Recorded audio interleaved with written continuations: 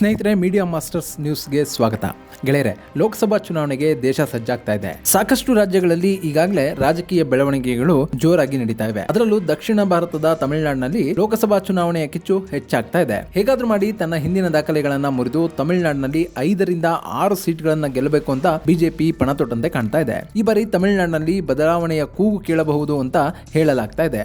ಇದಕ್ಕೆ ಕಾರಣ ಅಣ್ಣಾಮಲೈ. ಮಾಜಿ IPS ಅಧಿಕಾರಿ ಕೆ ಅಣ್ಣಾಮಲೈ ಪಕ್ಷ ಸಂಘಟನೆಯನ್ನ ಭರ್ಜರಿಯಾಗಿ ಮಾಡ್ತಾ ಇದ್ದಾರೆ. ಕಳೆದ 6-7 ತಿಂಗಳಿಂದ ಎನ್ ಮಣ್ ಎನ್ ಮಕ್ಕಳ್ ಅನ್ನೋ ಪಾದಯಾತ್ರೆಯನ್ನ ಮಾಡುತ್ತಾ ಇದ್ದಾರೆ. ಈ ಮೂಲಕ ತಮಿಳುನಾಡಿನ ಮೂಲೆ ಮೂಲೆಯಲ್ಲಿರುವ ಜನರನ್ನು ಕೂಡ ತಲುಪ್ತಾ ಇದ್ದಾರೆ.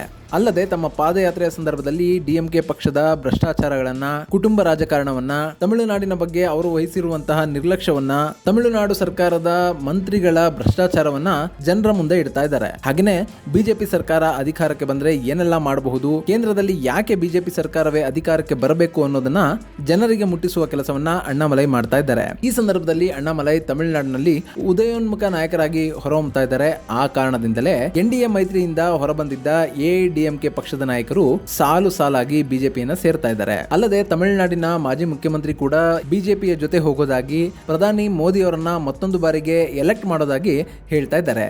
ಇದೆಲ್ಲದಕ್ಕೂ ಕಾರಣ ಆಗ್ತಾ ಇರೋದು ಅಣ್ಣಾಮಲೈ. ಹಾಗಾದ್ರೆ ತಮಿಳುನಾಡಿನಲ್ಲಿ ನಡೀತಾ ಇರುವಂತಹ ರಾಜಕೀಯ ಬೆಳವಣಿಗೆಗಳಾದ್ರೂ ಏನು? ಇಲ್ಲಿ ಅಣ್ಣಾಮಲೈ ತಾನಂದುಕೊಂಡಿರೋದನ್ನ ಸಾಧಿಸ್ತಾರ?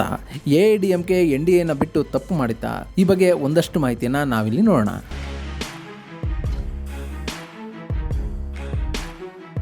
ಗೆಳೆಯರೆ, ತಮಿಳುನಾಡಿನಲ್ಲಿ ಮಹತ್ವದ ರಾಜಕೀಯ ಬೆಳವಣಿಗೆಗಳಾಗಿವೆ. ಇದಕ್ಕೆ ಕಾರಣ ಆಗ್ತಾ ಇರೋದು ತಮಿಳುನಾಡಿನಲ್ಲಿ ಅಣ್ಣಾಮಲೈ ನೇತೃತ್ವದಲ್ಲಿ ಬಿಜೆಪಿ ಪಕ್ಷದ ಸಂಘಟನೆ ಜೋರಾಗಿ ನಡೀತಾ ಇರೋದು. ಸದ್ಯದ ಪರಿಸ್ಥಿತಿಯಲ್ಲಿ ತಮಿಳುನಾಡಿನ ಎಲ್ಲರ ಚಿತ್ತ ಅಣ್ಣಾಮಲೈ ರತ್ತ ಅನ್ನೋ ಹಾಗಾಗಿದೆ. ಬಿಜೆಪಿಗೆ ರಾಜ್ಯದಲ್ಲಿ ಒಳ್ಳೆಯ ನೆಲೆಯನ್ನು ನೀಡುವ ನಿಟ್ಟಿನಲ್ಲಿ ಅಣ್ಣಾಮಲೈ ಕೆಲಸ ಮಾಡ್ತಾ ಇದ್ದಾರೆ. ಅವರ ಪಾದಯಾತ್ರೆ ಯಶಸ್ವಿ ಆಗ್ತಾ ಇದೆ. ತಮಿಳುನಾಡು ರಾಜಕೀಯದಲ್ಲಿ ಅಣ್ಣಾಮಲೈ ಅವರ ಪಾದಯಾತ್ರೆ ಸಖತ್ ಸದ್ದು ಮಾಡ್ತಾ ಇದೆ.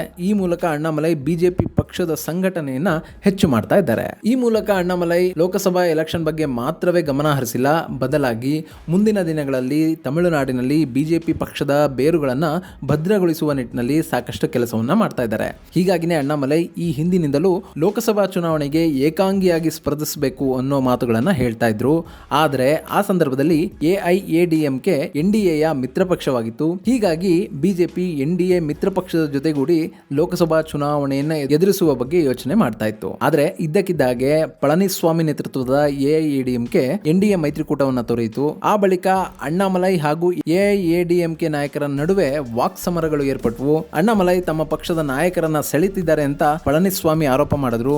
ಹೀಗೆ ಸಾಕಷ್ಟು ಆರೋಪ ಪ್ರತ್ಯಾರೋಪಗಳು ನಡೀತಾ ಇದ್ರು ಕೂಡ ಎಲ್ಲೋ ಒಂದು ಕಡೆ AIADMK ಚುನಾವಣೋತ್ತರವಾಗಿ NDAಯನ್ನ ಸೇರಬಹುದು ಅನ್ನೋ ಮಾತುಗಳು ಕೇಳಿ ಬರ್ತಾ ಇದ್ವು. ಆದ್ರೆ ಈಗ ನಡೀತಾ ಇರುವಂತಹ ಬೆಳವಣಿಗೆಗಳು AIADMK ಪಕ್ಷದ ಅಸ್ತಿತ್ವವನ್ನೇ ಅಲಗಾಡಿಸುತ್ತಾ ಅನ್ನೋ ಅನುಮಾನಗಳನ್ನು ಮೂಡಿಸ್ತಾ ಇದೆ.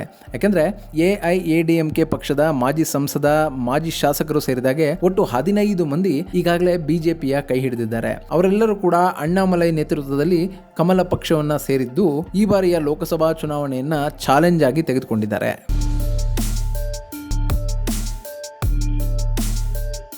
ಹೀಗಾಗಿ AIADMK ಪಕ್ಷದಲ್ಲಿ ಈಗ ಸಣ್ಣದಾಗಿ ಭಯ ಶುರುವಾಗಿದೆ.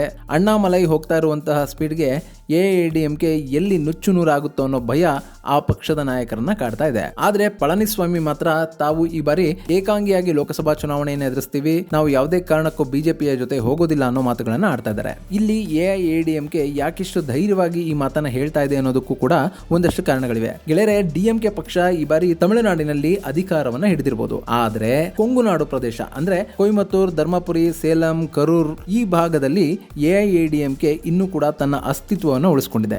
ಅಲ್ಲದೆ ಈ ಭಾಗದಲ್ಲಿ ಕಮ್ಯುನಿಸ್ಟರು ಹಾಗೂ AIADMK ಮಧ್ಯೆ ನೇರ ಹಣಾಹಣಿ ಇದ್ದು ಇಲ್ಲಿ DMK ತನ್ನ ಅಸ್ತಿತ್ವವನ್ನ ಸಂಪೂರ್ಣವಾಗಿ ಗಳಿಸಿಕೊಳ್ಳೋದಕ್ಕೆ ಸಾಧ್ಯ ಆಗಿಲ್ಲ. ಹೀಗಾಗಿನೇ ವಿಧಾನಸಭಾ ಚುನಾವಣೆಯಲ್ಲೂ ಕೂಡ ಪಳನಿಸ್ವಾಮಿ ನೇತೃತ್ವದ AIADMK ಪಕ್ಷ ಈ ಭಾಗದಲ್ಲಿ ಅತಿ ಹೆಚ್ಚು ಸ್ಥಾನಗಳನ್ನು ಪಡೆದಿತ್ತು.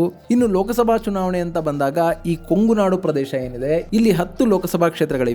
ಹೀಗಾಗಿ ಈ 10 ಲೋಕಸಭಾ ಕ್ಷೇತ್ರ ಕ್ಷೇತ್ರಗಳ ಮೇಲೆ ಎಐಎಡಿಎಂಕೆ ಕಣ್ಣನ್ನ ಇಟ್ಟಿದೆ. ಅಲ್ಲಿನ ಜಾತಿ ಸಮೀಕರಣ ಹಾಗೂ ಸ್ಥಳೀಯರು ಅನ್ನೋ ಹಣೆಪಟ್ಟಿ ಪಳನಿಸ್ವಾಮಿಗೆ ಒಂದಷ್ಟು ಪ್ಲಸ್ ಪಾಯಿಂಟ್ ಆಗಿದ್ರೆ, ಈಗ ಬಿಜೆಪಿಯನ್ನು ಸೇರ್ತಾ ಇರುವಂತಹ ಎಐಎಡಿಎಂಕೆ ನಾಯಕರು ಬಿಜೆಪಿ ಈಗ ಅವರಿಗೆ ಸಾಕಷ್ಟು ತಲೆನೋವನ್ನ ಉಂಟು ಮಾಡ್ತಾ ಇದೆ. ಯಾವಾಗ ತಮ್ಮ ಪಕ್ಷದ ನಾಯಕರು ಬಿಜೆಪಿಯನ್ನು ಸೇರ್ತಾ ಇದ್ದಾರೋ ಅಲ್ಲಿಗೆ ಪಳನಿಸ್ವಾಮಿ ಅವರ ಪಕ್ಷಕ್ಕೆ ಆಘಾತ ಆಗಿದೆ. ಇದಲ್ಲದೆ ಎಐಎಡಿಎಂಕೆಯ ಉಚ್ಚಾಟಿತ ನಾಯಕ ಮಾಜಿ ಸಿಎಂ ಓ ಪನ್ನೀರ್ಸೆಲ್ವಂ ಈಗ ಬಿಜೆಪಿ ಜೊತೆ ಮೈತ್ರಿ ಮಾಡಿಕೊಳ್ಳೋದಾಗಿ ಹೇಳಿದ್ದಾರೆ. ಪ್ರಧಾನಿ ನರೇಂದ್ರ ಮೋದಿ ಅವರನ್ನ ಮತ್ತೊಂದು ಅವಧಿಗೆ ಆರಿಸಿ ತರೋದಕ್ಕೆ ತಮಿಳುನಾಡಿನಲ್ಲಿ ಬಿಜೆಪಿ ಜೊತೆ ಮೈತ್ರಿ ಮಾಡಿಕೊಳ್ಳೋದಕ್ಕೆ ಯೋಚಿಸಲಾಗ್ತಾ ಇದೆ ಅಂತ ಅವರು ಹೇಳಿದ್ದಾರೆ. ಎಐಎಡಿಎಂಕೆ ಪಕ್ಷ ಪಳನಿಸ್ವಾಮಿ ಅವರ ಕೈಗೆ ಸೇರಿದ ನಂತರ ಓ ಪನ್ನೀರ್ಸೆಲ್ವಂ ತಮ್ಮದೇ ಆದ ಎಐಎಡಿಎಂಕೆ OPS ಅನ್ನೋ ಪಕ್ಷವನ್ನ ಕಟ್ಟಿದ್ದಾರೆ. ಈಗ ಈ ಪಕ್ಷ ಬಿಜೆಪಿಯ ಜೊತೆ ಕೈ ಜೋಡಿಸಿ ಲೋಕಸಭಾ ಚುನಾವಣೆಯನ್ನ ಎದುರಿಸುವ ಸಾಧ್ಯತೆ ಇದೆ.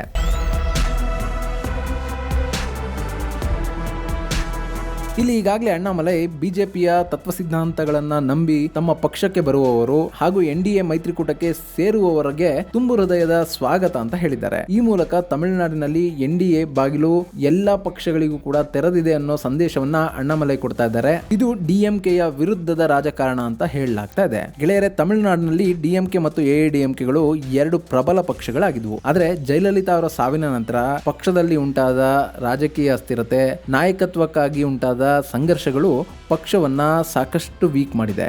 ಆದರೂ ಕೂಡ ಕಳೆದ ಲೋಕಸಭಾ ಚುನಾವಣೆಯಲ್ಲಿ ಎಐಎಡಿಎಂಕೆ ಇದ್ದಿದ್ರಲ್ಲಿ ಉತ್ತಮ ಪ್ರದರ್ಶನವನ್ನ ತೋರಿತ್ತು. ಆದರೆ ಈಗ ಬಿಜೆಪಿ ಜೊತೆಗಿನ ಮುಸುಕಿನ ಗುದ್ದಾಟದಿಂದ ಎಐಎಡಿಎಂಕೆ ಪಕ್ಷಕ್ಕೆ ಸಾಕಷ್ಟು ನಷ್ಟ ಉಂಟಾಗ್ತಾ ಇದೆ. ಅಲ್ಲದೆ ಅಣ್ಣಾಮಲೈ ಎಮರ್ಜ್ ಆದಷ್ಟು ಎಐಎಡಿಎಂಕೆ ಪಕ್ಷಕ್ಕೆ ನಷ್ಟ ಉಂಟಾಗಲಿದೆ ಅಂತ ಹೇಳಲಾಗ್ತಾ ಇದೆ. ಯಾಕಂದ್ರೆ ಅಣ್ಣಾಮಲೈ ಕೂಡ ಕೊಂಗುನಾಡು ಭಾಗದವರು, ಪಳನಿಸ್ವಾಮಿ ಕೂಡ ಇದೇ ಭಾಗದವರು. ಹೀಗಾಗಿ ಇಲ್ಲಿ ನಾಯಕತ್ವ ಅಂತ ಬಂದಾಗ ಯುವ ನಾಯಕತ್ವಕ್ಕೆ ತಮಿಳುನಾಡಿನ ಮಂದಿ ಮಣೆ ಹಾಕಬಹುದು ಅನ್ನೋ ಲೆಕ್ಕಾಚಾರಗಳು ಇವೆ.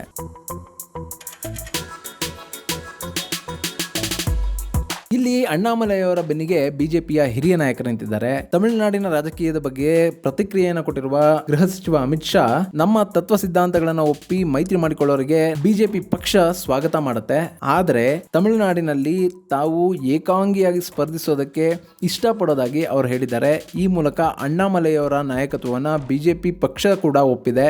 ಈಗ ತಮಿಳುನಾಡಿನಲ್ಲಿ ಬೇರುಗಳನ್ನ ಗಟ್ಟಿ ಮಾಡಿಕೊಂಡೇ ಆದಲ್ಲಿ ಮುಂದಿನ ದಿನಗಳಲ್ಲಿ ಅಲ್ಲಿ ಪಕ್ಷ ಸದೃಢವಾಗಿ ಬೆಳೆಯಬಹುದು ಅನ್ನೋ ನಂಬಿಕೆ ಬಿಜೆಪಿ ನಾಯಕರಲ್ಲಿದೆ. ಹೀಗಾಗಿನೇ ಅಣ್ಣಾಮಲೈರನ್ನ ಉಪಯೋಗಿಸಿಕೊಂಡು ಅಲ್ಲಿ ಬಿಜೆಪಿ ನೆಲೆಯೂರ್ತಾ ಇದೆ. ಇನ್ನು ಅಣ್ಣಾಮಲೈ ಕೂಡ 40ರ ಹರೆಯದಲ್ಲಿದ್ದು ಮುಂದೊಂದು ದಿನ ತಮಿಳುನಾಡಿನ ಮುಖ್ಯಮಂತ್ರಿಯಾಗುವ ಎಲ್ಲಾ ಸಾಧ್ಯತೆಗಳಿವೆ ಅಂತ ರಾಜಕೀಯ ಪಂಡಿತರು ಹೇಳ್ತಾ ಇದ್ದಾರೆ. ಆದ್ರೆ ಅದು ತಮಿಳುನಾಡು. 70 ವರ್ಷಗಳಲ್ಲಿ ಸಾಧ್ಯ ಆಗದೇ ಇರೋದು ಇನ್ನು ಮುಂದಿನ ದಿನಗಳಲ್ಲಿ ಸಾಧ್ಯ ಆಗುತ್ತಾ ಅನ್ನೋ ಪ್ರಶ್ನೆ ಕೂಡ ಇದೆ.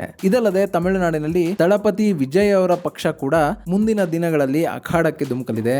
ಆಗ ಬಿಜೆಪಿಯ ಪರಿಸ್ಥಿತಿ ಏನಾಗಬಹುದು, DMKಯ ಸ್ಥಿತಿ ಎಲ್ಲಿಗೆ ಬರಬಹುದು, ವಿಜಯ್ ಯಾವ ರೀತಿ ರಾಜಕೀಯದಲ್ಲಿ ಬದಲಾವಣೆಯನ್ನ ತರಬಹುದು, ಅದೆಲ್ಲವನ್ನ ಮೀರಿ ಅಣ್ಣಾಮಲೈ ಹೇಗೆ ಬಿಜೆಪಿಯನ್ನ ಅಧಿಕಾರಕ್ಕೆ ತರಬಹುದು ಅನ್ನೋದನ್ನ ಕಾದು ನೋಡಬೇಕು. ಇದು ಗೆಳೆಯರೆ, ತಮಿಳುನಾಡಿನಲ್ಲಿ ಅಣ್ಣಾಮಲೈ ಮಾಡ್ತಿರುವಂತಹ ಮೋಡಿಯ ಬಗ್ಗೆ ಒಂದಷ್ಟು ಮಾಹಿತಿ. ಮುಂದಿನ ವಿಡಿಯೋದಲ್ಲಿ ಮತ್ತೊಂದು ವಿಶೇಷವನ್ನ ನಿಮ್ಮ ಮುಂದಿಡ್ತೀನಿ. ಅಲ್ಲಿವರೆಗೂ ನಮಸ್ಕಾರ.